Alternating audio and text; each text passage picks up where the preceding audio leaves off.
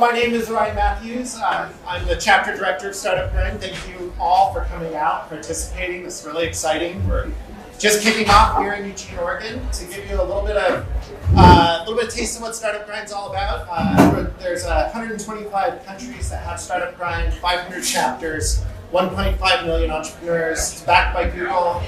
Started in the Bay Area and has grown over the last 8 years into a global movement. I applied to start a Startup Grind chapter here in Eugene, Oregon, and so far, I'd say it's going pretty well, and I'm really excited about the energy that everybody here is bringing. So, what is Startup Grind? It's really a meetup where we get to network, and we have 3 core values that I like to say, and they're on my shirt. So the first is that we make friends, not contacts. The second is that we give before we take, and then the third is that we help others before we help ourselves. And so with those 3 core values that were founded at the start, that has kind of underpinned the idea of these mixers for the years that follow. So thank you again, everybody, for attending. One of the other little spins that we did, because it's Eugene, on the Startup Grind format is we said that it's speaker's choice for the donation of all of the proceeds of this event to a charity.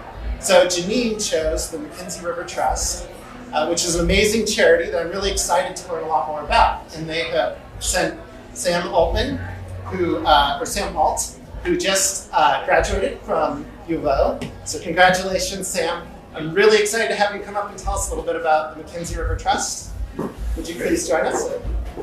Give us a rundown. Yeah, thanks, Ryan. Again, my name is Sam. I'm a board member with McKenzie River Trust. Like Ryan mentioned, I did just graduate from the U of O, so it was a beautiful ceremony this past weekend. But now the real world is hit, and I'm looking for a job, so great time to come talk to a bunch of startups. But yeah, thank you so much, Ryan, Startup Grind.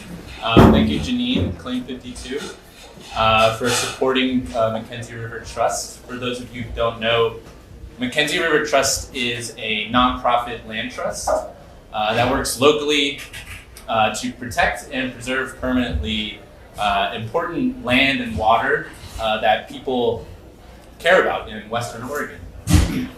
And you may or may not know that the drinking water for 250,000 people comes directly from the McKenzie River. So that water is vitally important for our community, small businesses, our breweries in Oregon. And so that's a fact that I'm sure Jeannine is keenly aware of in her role at Claim 52, but also in her role at eWeb. eWeb's been a great partner for McKenzie River Trust over the years. They helped us protect Finrock Reach boat landing. It's a 278-acre parcel right outside of Blue River, Oregon. So that's the purpose of McKenzie River Trust. We move quickly to protect and enhance land and waters like Finrock Reach that are important to our community and to the natural ecosystem. McKenzie River Trust is celebrating its 30-year anniversary in 2019. So over the years, we've been able to protect over 5,600 acres of land by moving quickly to purchase properties when they hit the market, like Finrock Reach, or working with willing landowners who want to donate their properties. We also host many learning and educational opportunities, chances for folks to connect with their local watershed. For example, recently in early June, we had for Get Outdoors Day. It's a statewide initiative to have folks get out and explore land and conservation projects that are going on throughout Oregon. We had 700 people, including First Gentleman Dan Little, who's the husband of Governor Kate Brown, come out and join us on Green Island. It's our 1,000-acre property right at the confluence of the McKenzie and Willamette River.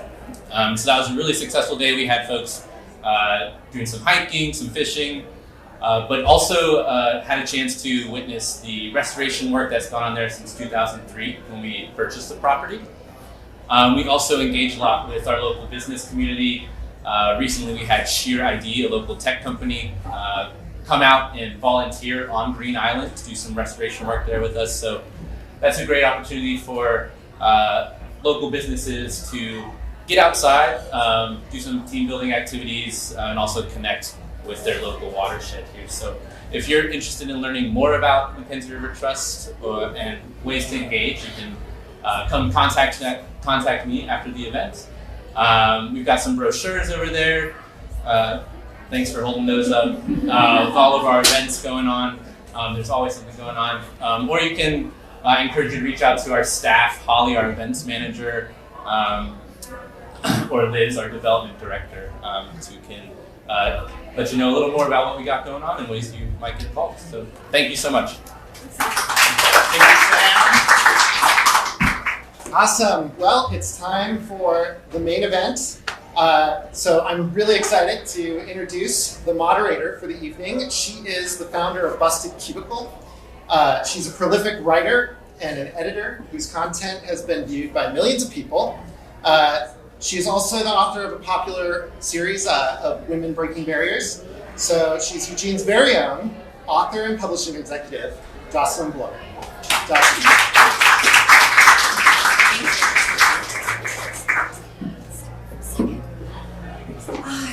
Welcome everybody to Eugene's first startup grind. How many of you got a chance to meet Jeannine just while we were mingling here? Great. When Orion asked me to interview an entrepreneur for this event, I immediately thought of Clean 52 because this place combines two of my favorite things, beer and badass women. Jeannine Parisi and her partner, Mercy McDonald, are two of the only females running a brewery in the country. There are very, very few. It's a heavily male-dominated industry. And not only that, I mean, they're committed to making delicious, unique beers, as you're probably aware, but also, more importantly, to creating a sense of community. It's a community for and by Eugenians. And you would think that this was enough on Jeannine Parisi's plate, but no. She also maintains a job serving the city as a community and government liaison for EWEB, as Sam alluded to. She has a master's degree in urban, community, and regional planning from the University of Oregon. She has a fabulous 23-year-old daughter named Anna, who is a scientist working out in Cottage Grove to improve our region's parks. And I think that you'll be very excited to learn how Clean 52 also, how the startup grind values sort of dovetail with Clean 52's ethos as well. So without further ado, please welcome the co-founder of Clean 52, Jeannine Parisi. I'm near the beer, so. There you go. How are you doing? I'm good. I just wanted to cheers everyone. Thanks for spending Wednesday evening with me. I kept asking Jocelyn who comes to these events, and so I'll get to hear who all's in the room because I think that's important for us as speakers to kind of know who we're joined by. Awesome. Jeannine has recommended that everybody just say their names and maybe what they do or their connection to Eugene. Sure, Do you mind if we quick. just go around the room? All right, let's start here. Will I start? Okay. Yeah. So my name is Phil. I'm a recent U of O grad as well. Congratulations. I studied sustainable business practices. I just finished in the MBA program. And so starting a company here in Eugene, and also really interested in learning about the community and everyone here involved. So, yes. Awesome.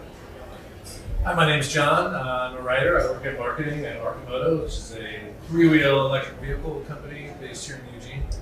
And big fan of this brewery and all the I'm Kat. I'm new to Eugene. I came here last summer. Right now I'm volunteering at the Cascades Raptor Center. And I'm expecting my first child this fall. Oh, congratulations. Yeah, exactly. Eric Fritz. I also work in in marketing at Arcimoto, and I don't need to say anything about it because John just did. So. My name's Heidi Bigstad. I'm a co-founder and brand manager at Miles Crossing Dispensary in town. Hi, my name's Thomas. I've worked in China for 20 years as a business turnaround specialist, and I retired 10 years ago and moved to Eugene. I'm Kate Harmon. I work at the university in the Entrepreneurship Center in the Business College. We know you. Everybody. I'm Brooke Bitterman. I live here, but I work remotely, so I'm trying to get out into the world in Eugene.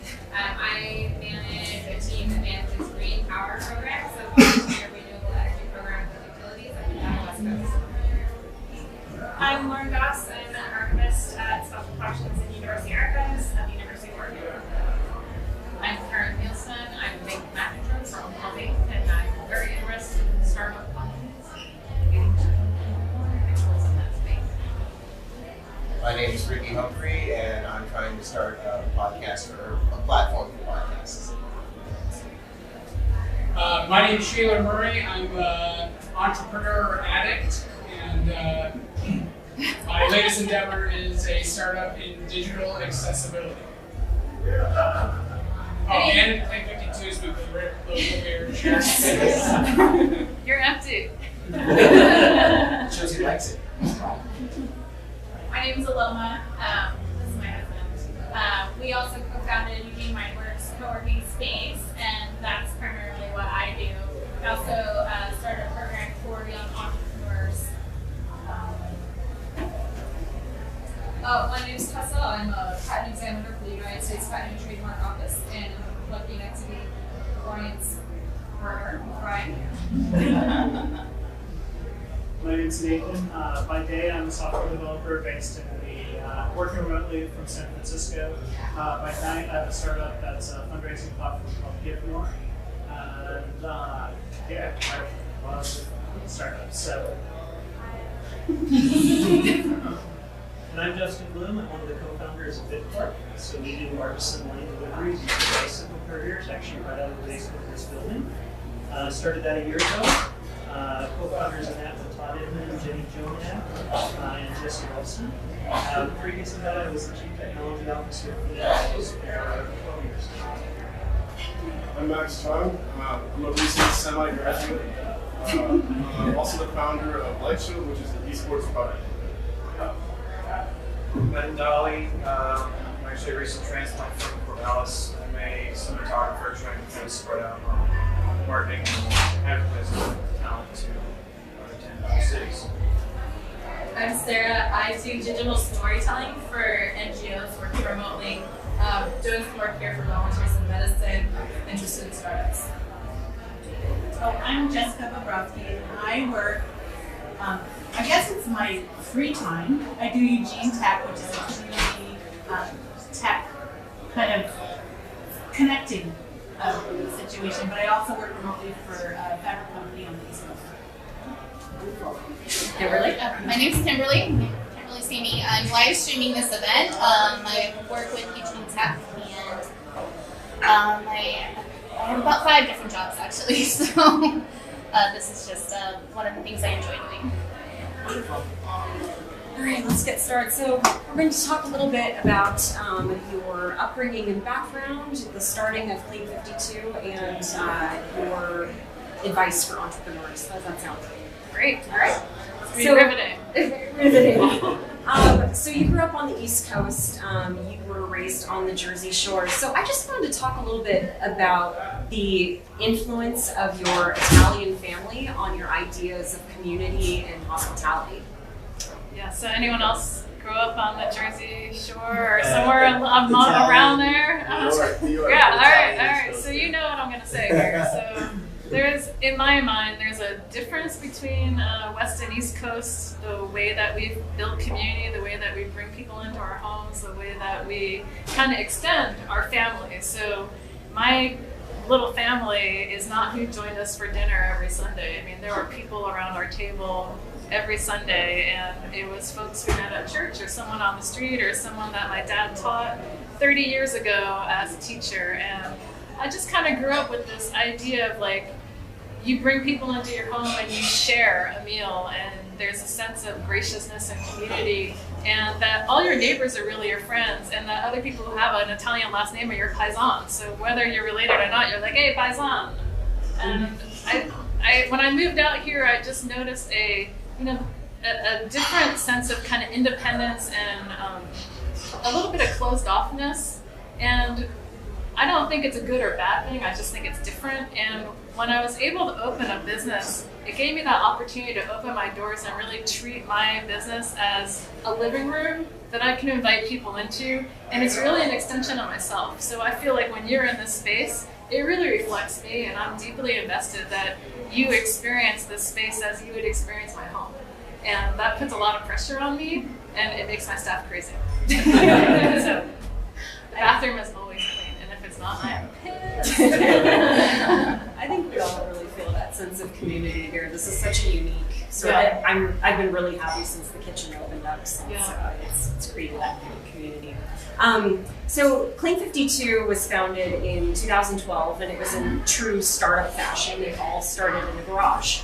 And I just wanted to hear a little bit more about that transition from being what was essentially a homebrew operation into the company that it is today. I think our story is a little different in that regard. A lot of startups have that kind of startup story about somebody tinkering in their garage and really refining and have this passion about being able to bring something to market and spending years and years and testing and refining. And not that that didn't happen, but that wasn't part of my experience, because when I came into the business, the garage startup had kind of like morphed into, people were hearing about it. We invested some money and opened a very small community scale brewery, and that was the original intent. So a 3.5 barrel system is teeny relative to the scale of breweries in America and even in Oregon, and even back then in Eugene. I don't think anyone started smaller than 7 barrels, so we were already very small. And what I learned right away is that scale's important. So when you want to go from your garage to something, the next step, you really have to think about scale. And for us, we were really concerned about losing in the getting bigger, the taste and the quality, and we're so hyper tuned into making sure that the recipes carried and that we could scale up without losing any of the quality and the taste that we probably underscaled. And that's a really hard thing to figure out, and you don't know it till you screw up.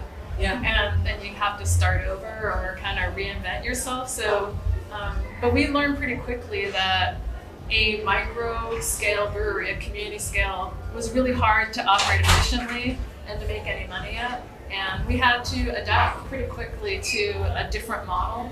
Yeah. And so within 2 years, we were basically scrapping that system and investing in a larger system. And it's not because our values changed, it's just because we understood that to maintain quality at the level we wanted and to promote our product in a way that gave us more flexibility, we just weren't scaled appropriately. So we took that scale pretty quick, but we didn't go from a 3.5 to a 30 barrel system. We went from 3.5 to 10, which is a pretty moderate, and it's still relative to today's breweries. It's pretty small scale, but it feels right size for us. And right sizing's always been really important to us. Yeah.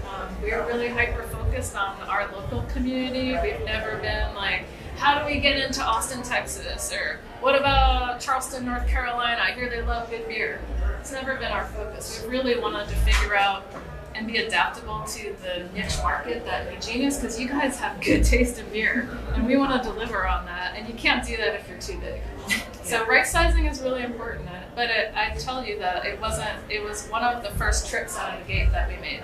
Yeah. At what point did you know it was going to become a company as opposed to a community type brewing organization? Probably about 2.5 years into it, we signed our contract with Bigfoot for distribution. Yeah. We had dipped our toe into retail, so when we originally opened, our intention was to be kind of a place where people could fill up their growlers and kind of get to know us and maybe brew beer with us, and it was going to be like really homey. And then we were going to sell our beer wholesale, and it was really going to be a kind of come drink with us and hang out and party and have a wholesale arm. And we missed the whole retail market. And when we signed with the distributor, what we realized is that if you don't have that retail arm, it's really hard to be profitable unless you scale up big time, like major scale up. And we didn't want to scale up that size. And so when we dipped our toe into retail, we opened a small tap room in Springfield, 500 square feet, like literally like almost a little bit bigger than this room, but about this size.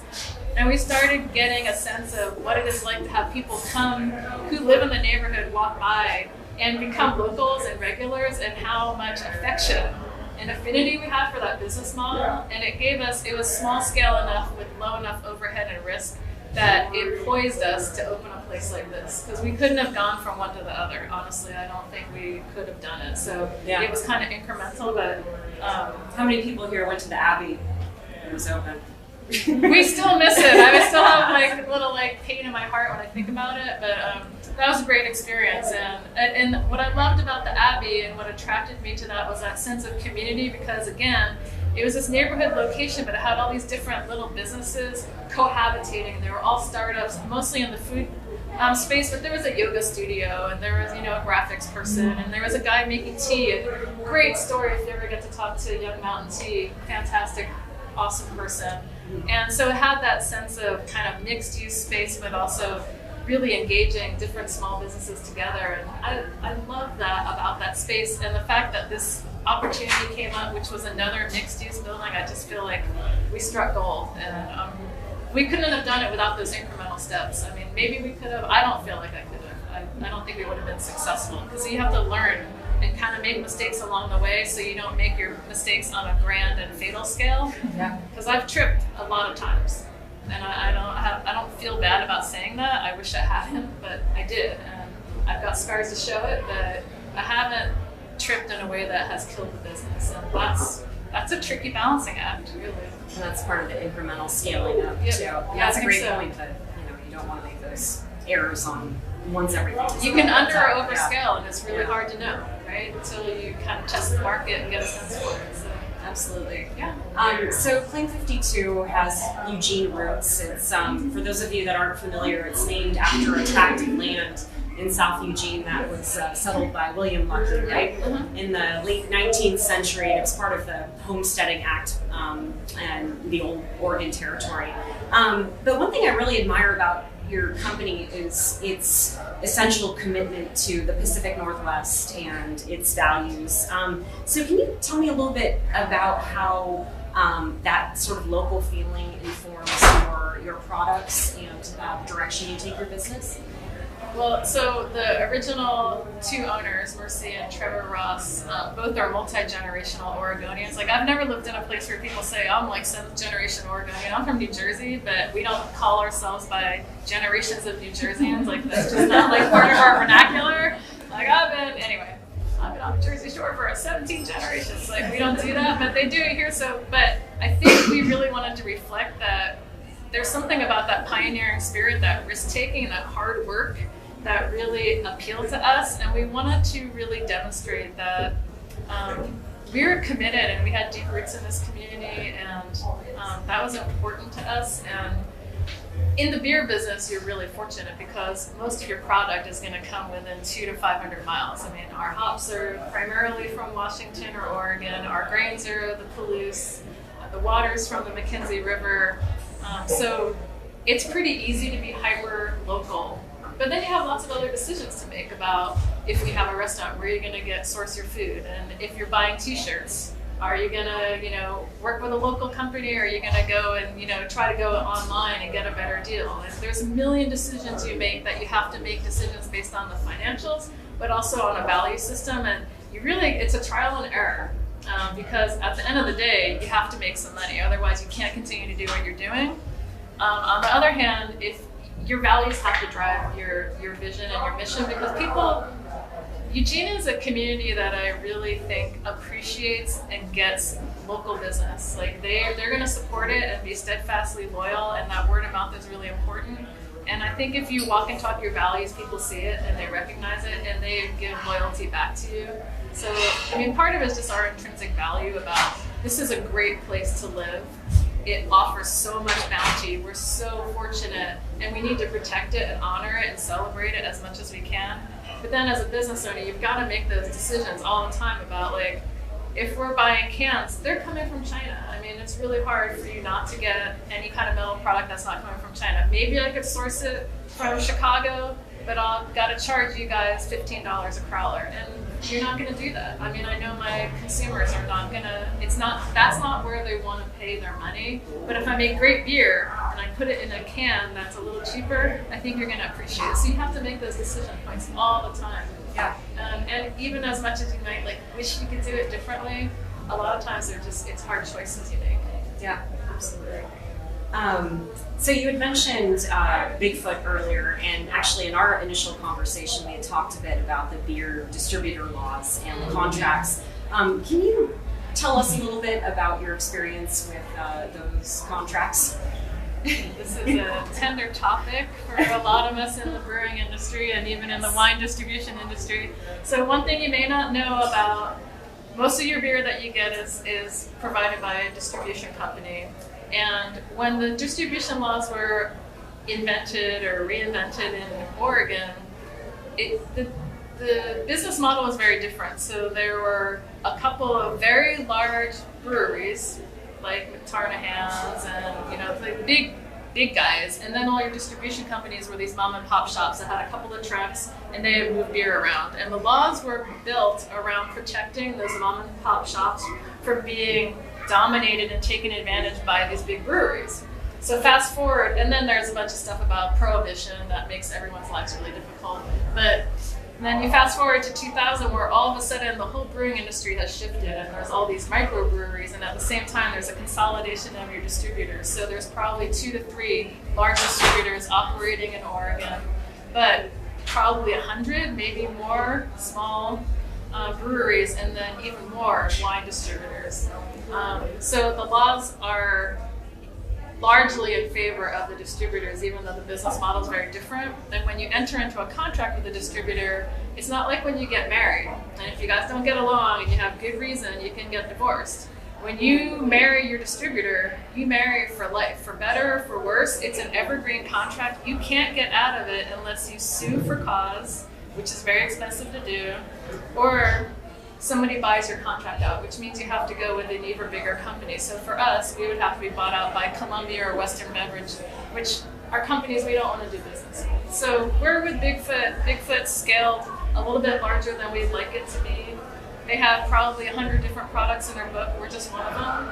And I think what that means is that if you don't have a good relationship with your distributor, they get to pick winners and losers. And that's a really unfair business model, because I can make the best beer in the world, and I can price it competitively against some of the other Modern Times or founders out of Illinois or whoever else is in their book. I have to price my product competitively. But if I can't meet them, or I'm not offering the perks to their sales force, I don't get sold. And that's just the way it is. So they get to pick who you guys get to see on the shelf. And it doesn't matter how good my product is, because they're making that decision. So it's just the way the game is. It's not their fault. I'm not saying Bigfoot's a bad company. That's the way the rules are set up, and they play it to their advantage, and it's really to our disadvantage as small breweries. Yeah. I think that those the laws must change. Petition your Congress.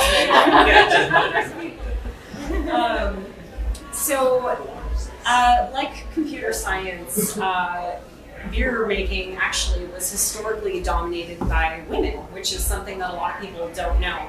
So from its Sumerian or maybe ancient Egyptian roots, depending on who you talk to, also to the medieval alewives who would be walking around in their pointy hats with their cats who would keep the rats out of the granary. That's where witches, the witch stereotypes, those were originally alewives, for those of you who don't know.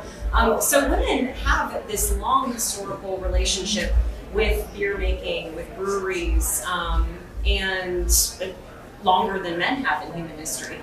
Why do you think that men these days now dominate the industry? I don't have the answer to that. I can tell you some observations. In my career, I've been in mostly male-dominated fields. So I worked in public safety for 10 or 12 years. That's almost all men. I work in a utility. Utility business is largely men.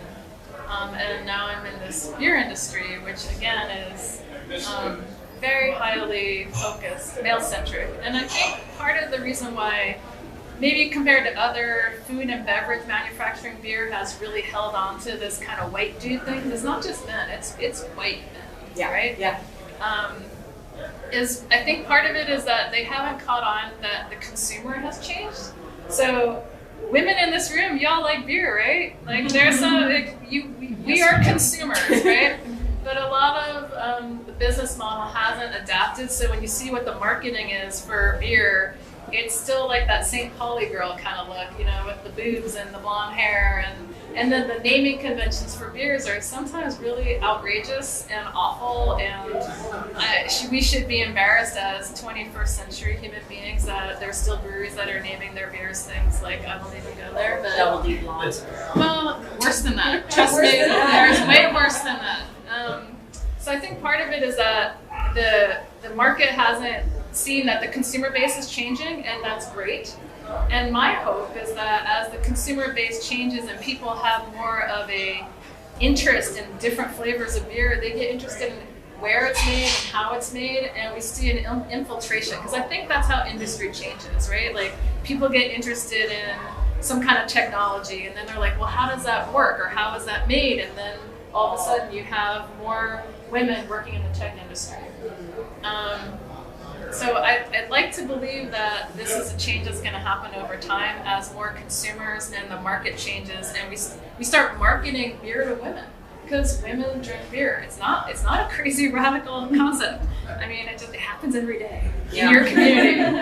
So, and it's legal. Yeah, we watch movies, we do a lot of things. I know, but it's still crazy. the coveted male 18 to 34 demographic. And maybe as a brewery owner, as one brewery owner, we could do more to kind of encourage and invest in that interest.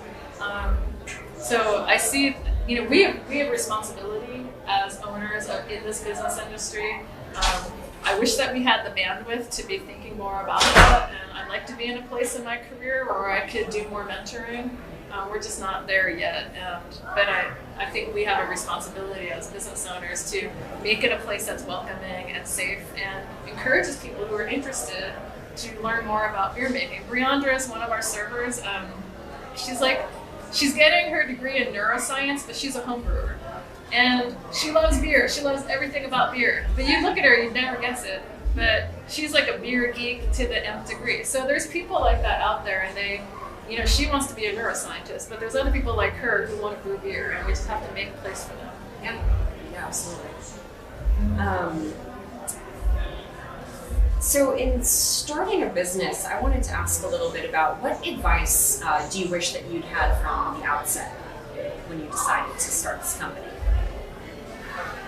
I got a lot of unsolicited advice. I still get unsolicited advice, so this is kind of a tender topic for me, especially as a woman. I get a lot of older men who tell me how I should run my business and things they think I should be doing, and I honestly have to kind of swallow a little bit about how I feel about that, because I don't necessarily tell other people who run their businesses how I think they should run their business.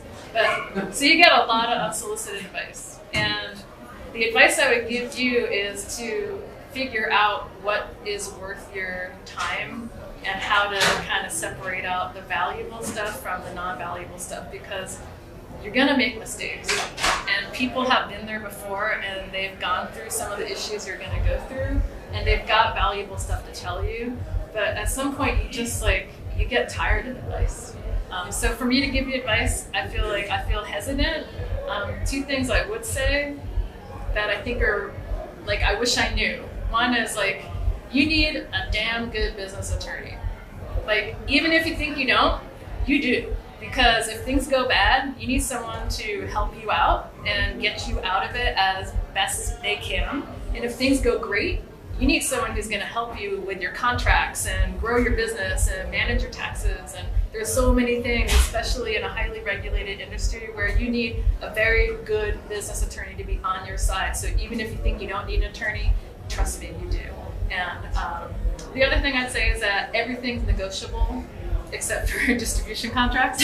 But even then, there's little room for negotiation, and I wish I had known that. There's so many times I entered into contracts for services, and people told me prices, whether it was remodeling or what's the price of a tank, And I just assumed that was the price, but I just didn't know the art of a deal. And you should always ask. They can say no, but you have to have the confidence to say, really, is that the best price you can give me? Yeah. And talk to 5 other people and hope you get a better deal, because guess what? There's deals out there. People make deals all the time. Everything's negotiable.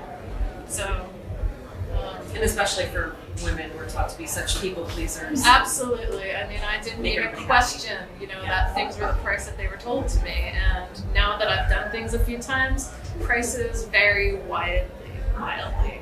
So always negotiate. There's always a place for it, and people can always say no. So that would be the 2 things that I kind of like regret that I would do differently. And I would say, you can never go wrong with either of those 2. Yeah, that's great. All right.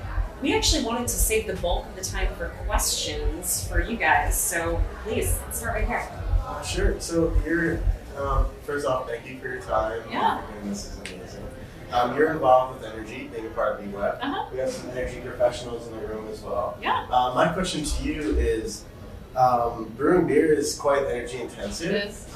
How has Claim 52's carbon footprint changed over time from founding to today? And what insights or advice do you have for the brewing industry as a whole that could reduce that carbon footprint? Our carbon footprint has gotten higher as we've increased production. So, making beer involves boiling big vats of water.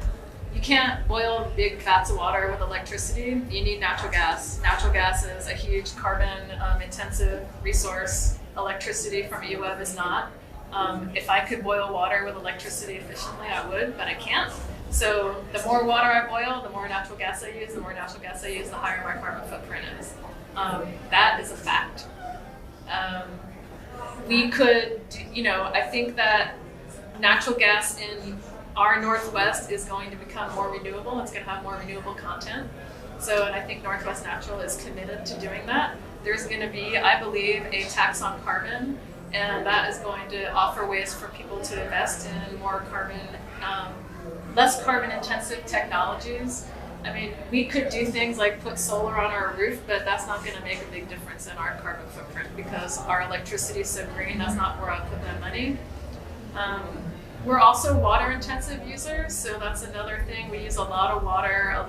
Most of it goes into our product, but some goes into the wastewater system and it has to be treated and released. And I think that's another place where breweries have a big environmental impact. So anytime you can figure out water reduction or reuse or recirculating water, so we have a whirlpool tank that kind of circulates warm water, and we can use that as kind of a preheat. So we look for ways to save energy. If you save energy, you save money. Those are good things. But there's definitely breweries that are on the cutting edge of this that do a way better job than we do. I'm going to be totally honest. If you go to New Belgium, which is another women-owned brewery, probably the largest in the world that I know of, they have an amazing sustainability program. They own property that they grow stuff on, and they put all their water on that property. I mean, they're the gold standard. We have a ways to go. It's also a co-op. So there's so many. Yeah, they're the gold standard when it comes to sustainability in breweries. If you ever get a chance to go out there, they're in Fort Collins. It's a great time. They make great sours. Yeah. Thanks for asking. I wish I had a better story to tell.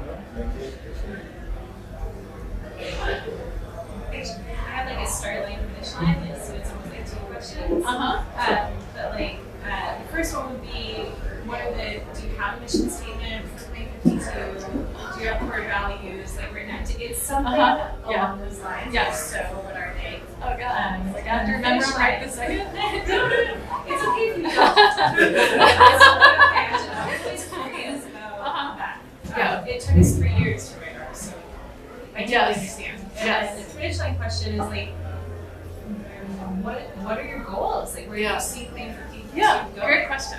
So I'm gonna bungle we do have kind of core values, and I don't know if it's really a mission statement, but it's something to the effect of, we deliver to our community because we're really about the community, fresh, flavorful beer, fresh from tank to tap or something like that, because we really wanted to bring in with a pioneering spirit and a commitment to innovation. So there's words in there that I'm not getting in the right order that really, to me,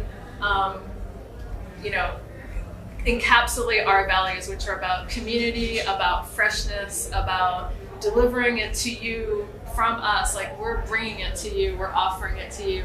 And then that spirit of innovation, which goes back to that kind of pioneering spirit. Like, you had to figure stuff out and be able to test and try stuff. So it has all of those things woven in much more eloquently than I said them just now. So, we've tweaked it over the years, but it's always kind of really stuck around those kind of core things. Being small scale and community focused has always been some orientation around that has persisted. Where we want to go. So what we have learned over the years is really about balancing your different business divisions. So we have a manufacturing facility, we have this retail, and then we have distribution. And then we have self-distribution. So we look at ourselves as having kind of 4 key components, and they don't all fire at once at the level that you want them to. So some months this place will be doing gangbusters because it's June and kids are graduating and it's beer drinking weather, but self-distribution is kind of slow, or manufacturing is falling behind because we have a bunch of beer in tanks and we're canning it for Garth Brooks and they're taking this enormous amount of beer, so all of our tanks are full. So I think where we want to be is in a place of equilibrium where we are at enough of a 30,000 foot view, because when you start up, you are doing everything from cleaning the toilet to ordering toilet paper to remodeling the bathroom and putting up artwork. I mean, I'm sorry I'm being so bathroom focused, but it's not like I have to pee, but it's just I'm on a roll here, so. But trying to, elevate yourself out of the very detailed day-to-day and be at a level where you can be managing the organization at those operational and divisional levels and make sure they're hitting their targets. And if they're not, where are you going to adjust? So to me, that's a big area of focus. And we're bringing on a canning line in June. So right now, we have a mobile canner that comes in about once a month. They can beer for us, but there's some pros and cons to that.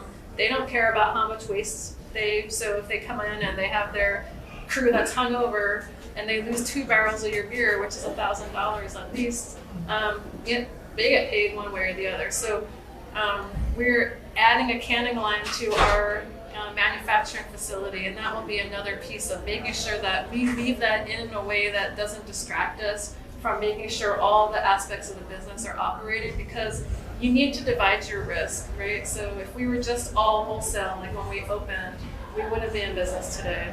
If we're all retail, there's times of the year where retail's not really that strong.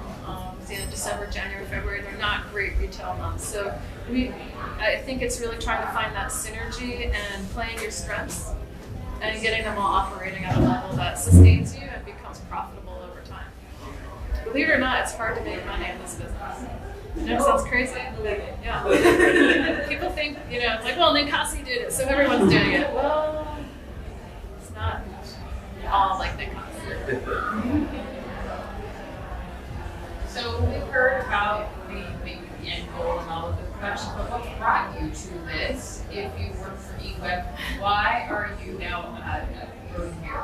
Oh my God. So I would call myself an accidental entrepreneur, and a reluctant one at that. I had no intention of running this business. In fact, when we invested in it as kind of a financial investor, I was like, you got my money, but I don't want anything to do with the day-to-day. And what I realized over time is that you can't just have one toe in the water if you're going to be part of the business. There's a point in time where we had to make a decision that we were going to jump in all the way, and we made that decision when we expanded and we went with Bigfoot. Those were turning points in the business where I just had to decide that, okay, this is your business now. If we're going to take out another big loan to invest in all this equipment, it's on my personal finances.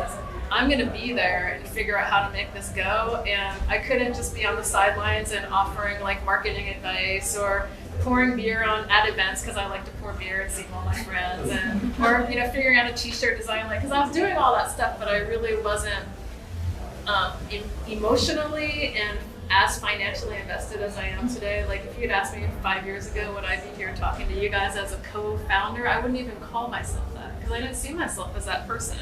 But I decided that we were going to jump and we were going to go all in, and we went all in, and here I am. So, but was that my passion? Like, did I grow up wishing I could make beer in the garage and tinkering with recipes and making root beer and trying it out on my friends? No way.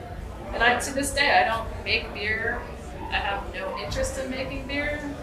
But running the business side is really complicated and it's hard and it takes a lot of mental energy. And I felt like I had to support Mercy if we were going to be in this business. We had to be in it together all the way. And it was a conscious decision. And I think it was the right decision. It wasn't what I expected or anticipated. It wasn't my vision, but here I am. And now, damn it, I'm going to make it work. Thank you. Thank you for asking. So, I guess the big follow-up question is, it seems like you're more of the silent investor versus the strategic one or the active investor. What was the company formed? Was the concept formed? Was the ideation formed on like a snap of the finger? This is your soul, you're in, or was it a progression? And then over time, that progression then transitioned into you being much more involved in the company. I think it was a transition. I mean, it started out as, I make root beer in my garage and I want to open a small business. And I'm like, yeah, we got some money. We'll throw it in and help you get started, and then we'll back out and we'll like own a small portion, but you go and run it.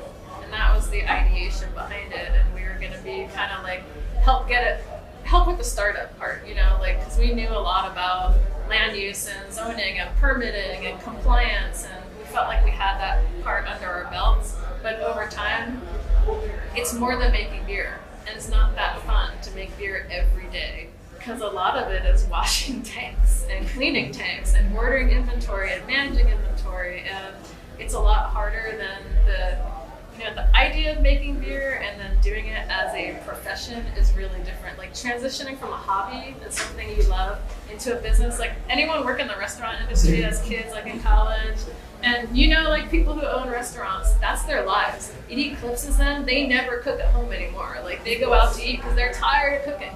Well, making beer is kind of the same way. I mean, you have to really, really be invested, and that other person, after a couple of years, is like, this is not what I bargained for. And we stepped in and took over running, and because we were going to run it for a profit. And that was a major pivot and transition point. This side of the room's all quiet. They're just enjoying. Yeah. Go ahead, Heidi. Okay, I want to ask. So this is a little personal. I don't know if it's entirely on topic, but I just love your story of taking sort of the community of your roots in Jersey and transplanting that spirit here. And I'm wondering if this has become home for you.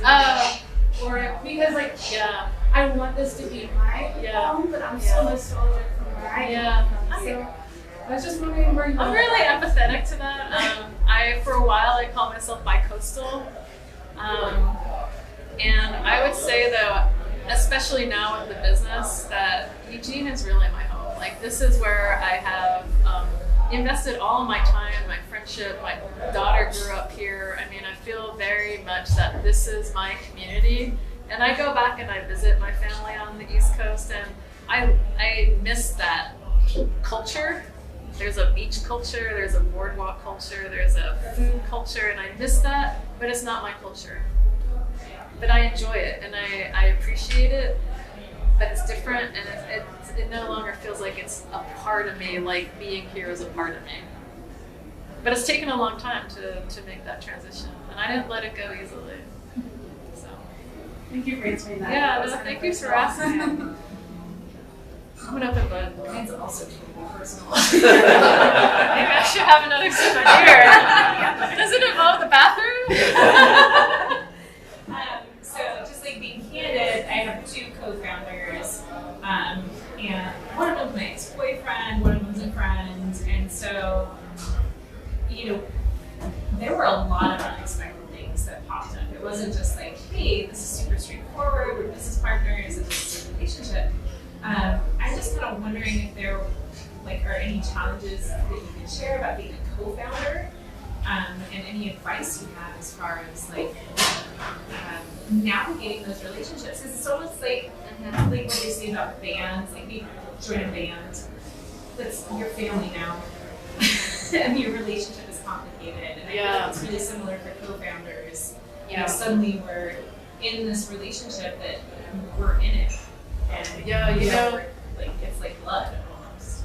I'd say that I've had 2 experiences, and this is why I'd say get yourself a good attorney, because you can think that you're aligned in core values and principles and how you want to run the business and where you want to spend your energy and how committed you are, and then get a year into it and find out that when push comes to shove, you're really not that aligned. Or your co-founder's wife hates the effing business and doesn't want you anywhere near it, and becomes this barrier that you didn't anticipate. So it's really, really hard. It's the building of a team, I think, is one of the trickiest things about being a business owner, having a functioning team, and it's whether it's the people who own it or the people who are doing your core functions. It took us a while to find a brewer who really matched our OCD-ness and obsession with making this beer and providing the quality and being relentless in seeing what the market holds. I mean, if someone had told me that hazy beers and fruited gozas were going to be what everyone's drinking, I'd be like, what's a goza? I have no idea what you're talking about. I like beer, but I'm not doing the market research. So finding that person was critical. And then, we have been through iterations of marketing and sales and, key parts of the business. Finding a team that functions well together is so hard. I don't have good advice for you except to be super empathetic and to tell you that things will go wrong. And the relationships are hard no matter how you try to structure them, whether they're family or it's strictly a business relationship. I think they have equal possibility of going south. Honestly, because I've had 2 business relationships, one which is more of family and one was strictly business, and I had to get myself out of both of them. And they're both, they were really ugly and difficult financially and emotionally. So there's no easy path. If you can be a single proprietor and have no staff, that's the best. If you found a way to make money doing that, you've got to be right. Exactly. You're no, the best. Yeah, it's actually really comforting hearing that it's not an anomaly. Oh no. I mean, if you talk to any business startup, they'll tell you people who've gone through multiple ones that they've had abysmal, catastrophic failures with their business partners, and it's more common than you think, and it's not your fault. This shit happens. So it's not your fault. How are we doing for time? A couple more questions? Just a little bit more, maybe one more question. I got my watch. Yeah, All right. 7. Yeah. All right, how about in the back? When are you going to open the new merchandise department so we can So, merch is the bane of my existence. So talk to Heidi, right? I got you. All right, so here's what I gotta say about merch. I've never found a way to make money on merchandise. You have to store it in inventory. You have to have a bunch of capital to buy it at a size and scale to get a decent price, and then people steal it from you. So merchandise sucks. That's why we do hats, because they're one size fits all, and if we lose half of our inventory because they walk away, we still might break even. But I don't know how big businesses do merchandise without losing money. People always ask us, when are we going to have sweatshirts? Well, I need a room this size to get sweatshirts in organic cotton and in every size that you can imagine, possibly imagine, and in 14 different colors. And then they have, is it zip up or is it hoodie or, oh my God. So what we did do though is last Friday for our anniversary, we had Threadbare, which is another really cool women-owned company, come in with their mobile printer. And this is so Eugene. So you could go to Goodwill and get a t-shirt, and she would come in and for $5 print our logo on your t-shirt of choice. So we probably had 100 t-shirts go out the door that way. I'm sorry you missed it, but we'll do it again. That's a really good idea. So I don't have to invest in any materials. People could either buy one of her shirts or come in with a shirt that they wanted to have branded, and it's I think the most magical way to do merchandise. That's my thoughts on merch. I wish it was easier. I really do. Just seriously, like we consider our merch marketing. Like we don't Yeah, I just want to break even. Exactly. But yeah, we're lucky if we break even. Yeah, you're lucky if you break even. Yeah, we call it dark social. Yeah. It's kind of like free advertising. I like the idea of an online store for merchandise, and we haven't gotten that far with our website, but that's like the next step. Because that's what I was going to say. Is then it doesn't walk away. Then it doesn't walk away, and we don't have to store it. So that would be my next step would be online store. So as soon as I have some mental bandwidth, I got to figure that out. But I want you to wear my brand. Trust me. Oh, thank you. Next. If you really want to, you can do print on demand. So like, it's kind of high price for each unit, but you just get one at a time and I just want one, so you don't have to keep it in inventory. Yeah, I mean that's kind of what the mobile printer was about. But yeah, I mean anything where I don't have to store inventory and keep track of it is a bonus for me. So I was going to ask a question. So often in startups, it's necessary to like pivot and kind of go where what you're learning takes you, and when you're in that process, it can be really super stressful, especially when you might be having issues with co-founders and that. I'm kind of curious if you had to go through that either in this business or others, and what that was like. I think that was the thing that always surprised me most in starting businesses. Is like it's always stressful until it's not. We've probably done 3 major pivots since we started 7 years ago. So the first pivot was to go with a bigger system, go with a distributor, and buy out one of the original owners, right? So that was a major, major stressful pivot because we took on the whole business ourselves.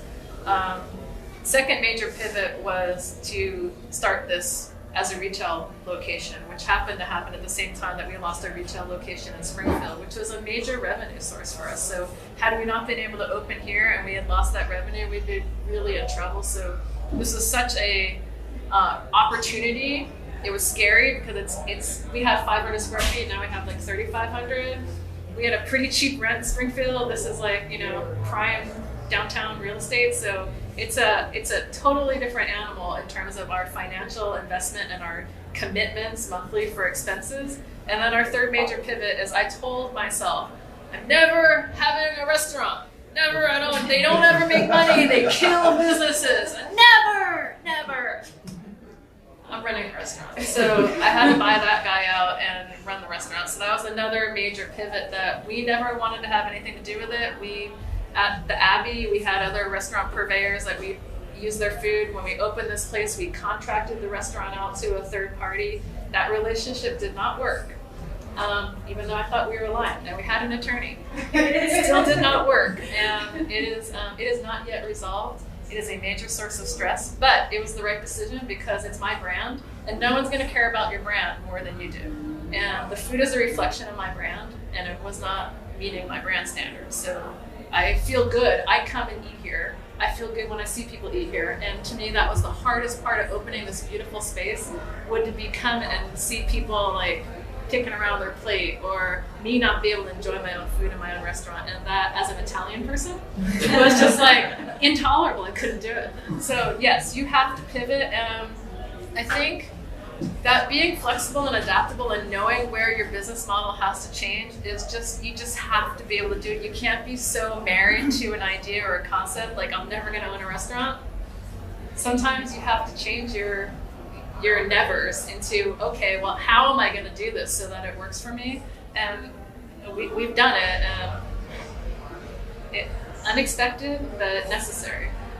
And in all of those cases where we pivoted, I felt better at the other end of it. The stress of trying to manage it the other way, it was never outweighed the outcome of taking that chance and that risk and making that pivot. It's hard. It's really hard. Everyone should do it though, right?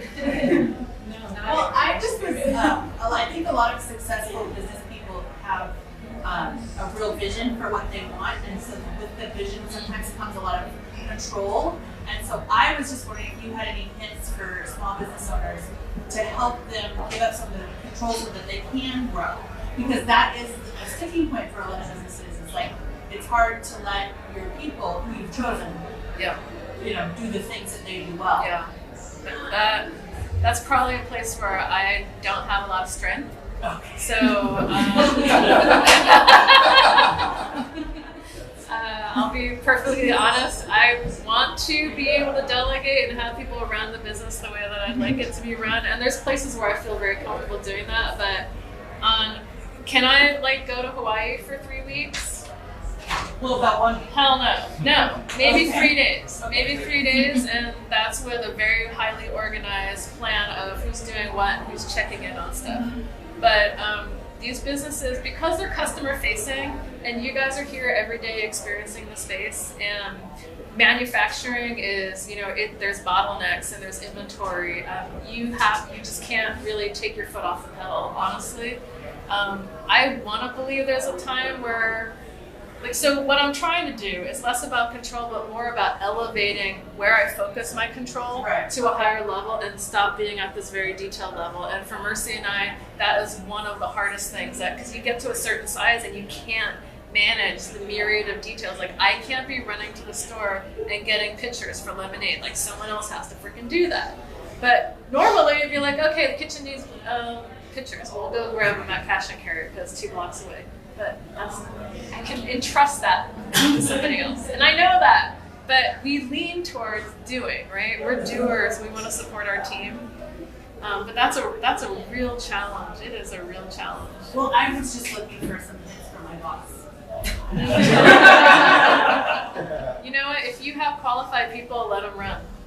I'll tell her that. Yeah, let them run. Because people bring great ideas. And here's an example. So Bryce Fisher, who is our brewer, he is the person who we have given almost entire autonomy to. And because we're not experts in brewing, and he has taken this company in a completely new direction with the kinds of beers he's offering. And had we tried to maintain control over that creative genius, we wouldn't be where we are today. So that's an example of where we felt really, he had to earn that. Right. But that's a place where we had to cede control, and for good reason, because it wasn't our expertise, it's not our passion. And he had a proven track record of delivering a product that is different than what you're going to find, and better, in my humble opinion, than what you find on the market. And why would we hold that back?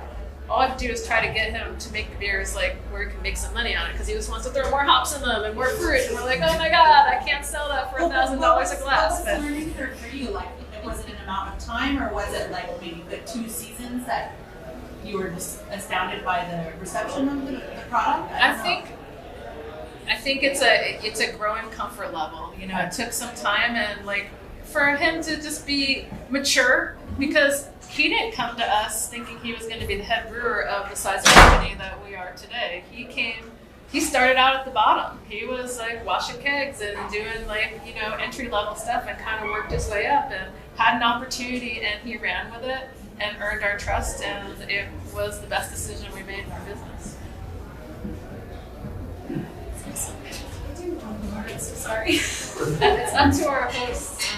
I don't want to keep you from a second beer. So. Last question. So one of my favorite things to ask people is just resources. Is there a favorite book that you've been reading, or someone you follow on Twitter or Instagram, or anything that you're just super pumped about right now?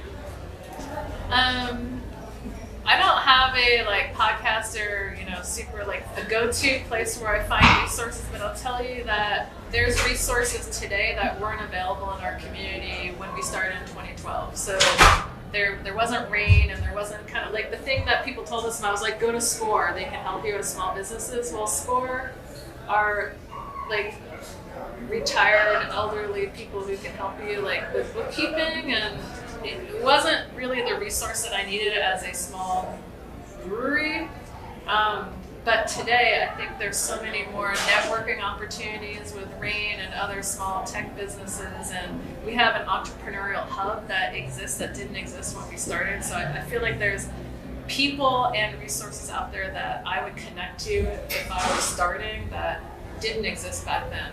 I know that Aaron Doreen is with the City of Eugene in their lending program, and he really helped us a lot get started and with financing. So I feel like that program is really super helpful, and he's a great advocate for small business.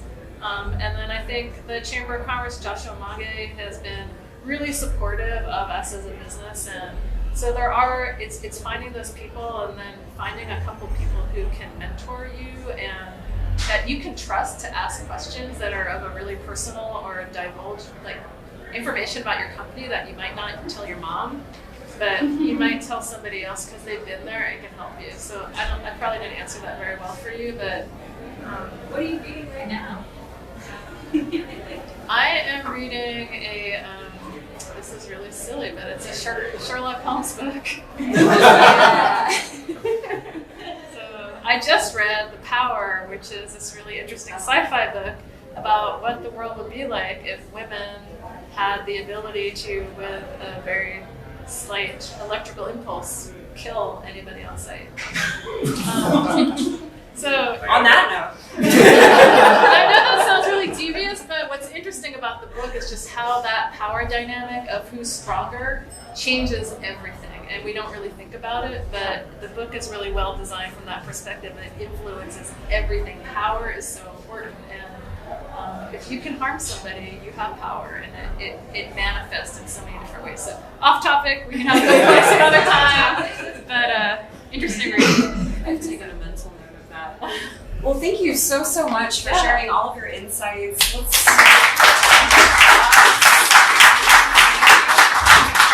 Thank you so much, Jocelyn, Jeannine. Thanks for having me. I really appreciate it. Just a couple call outs before we close up. I wanted to thank Eugene Tech. I wanted to thank Google. I wanted to mention MindWorks, Code Shops. The Chamber of Commerce actually was very helpful in setting this up. Rain Eugene, Starbucks has been great, and the Silicon Shire actually played a little bit of a role. Cale Bruckner, who's around here.